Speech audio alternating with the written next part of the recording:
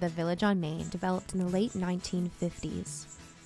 In a decade, the street spread it up into a center of shops and services. However, thanks to shopping centers like Micmac Mall, Main Street's boom was well behind it in the 1980s. With up to 40,000 vehicles passing by every day and 170 plus shops and services in a 1-kilometer radius, Main Street has remained a hub of activity. There are over 50 health and wellness facilities, 5 churches, grocery, and schools from primary to post-secondary. Instead of waiting for developers to take advantage of the area, the time was right for the community to band together. A revolutionary vision was proposed to transform the area from a parking lot and back into a paradise, with the community and not private enterprise as the driving force. For 100 years, the growth outside of North American cities outpaced the growth inside of them. Just a few years ago, this trend reversed itself. The suburbia-centered lifestyles that emerged with the baby boomers have become increasingly costly and impractical. The HRM will see another 70,000 new residents over the next 20 years, and the suburbs aren't where most will go. Environment, health, cost, and changing trends point to the need for new urban centers. Suburban sprawl is bad for the environment because it invades green spaces. The average urban dweller leaves 1/3 the footprint of his suburban living counterpart, including 30% less vehicle emissions. Sprawl is bad for health.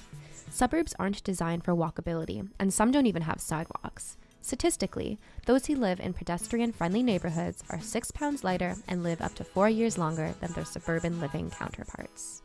Sprawl is costly for all taxpayers. It costs the HRM more than twice as much to service a suburban home than an urban home, with things like the water, policing.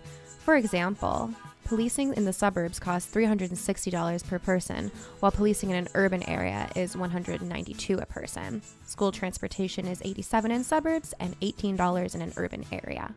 Addressing sprawl could save the HRM up to $3 billion over the next 20 years. Individually, living far from work is costly. Canadians are spending more on transportation than housing costs. The average family car costs $10,000 a year to own and maintain.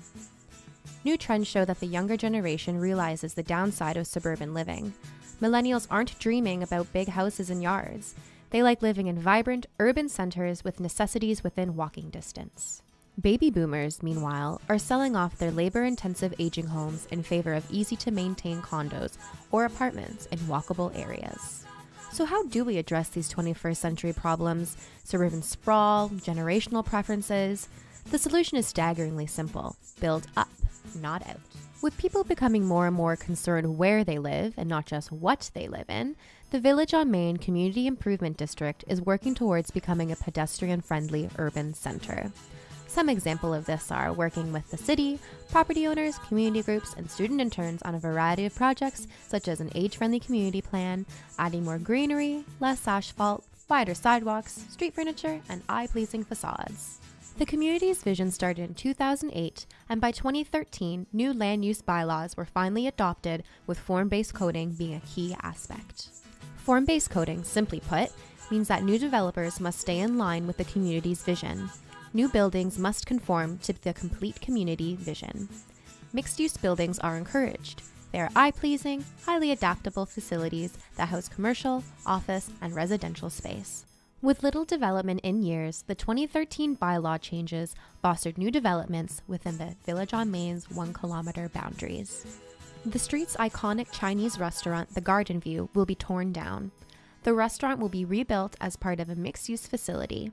The project has goals for featuring accessible rooms, a rooftop garden, cafe, and market restaurant, something for every age group.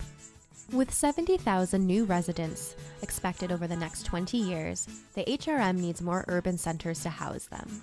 The age of suburbia is dwindling, and the rise of urban centers is ahead. The spark has been lit, and the future is bright for the Village on Main as a complete community, a model for the 21st century. It is the first of what will be the emergence of new urban centers in the suburbs, a walkable, vibrant center created not by developers, but by a visionary community.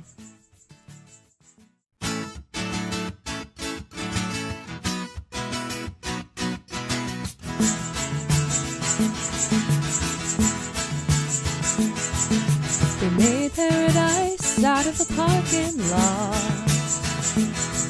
with a couple of Tims, Sobeys and a whack of health spas. Don't it always seem to go when there's something that you want, it's too far to go away the parking lot and put up a paradise?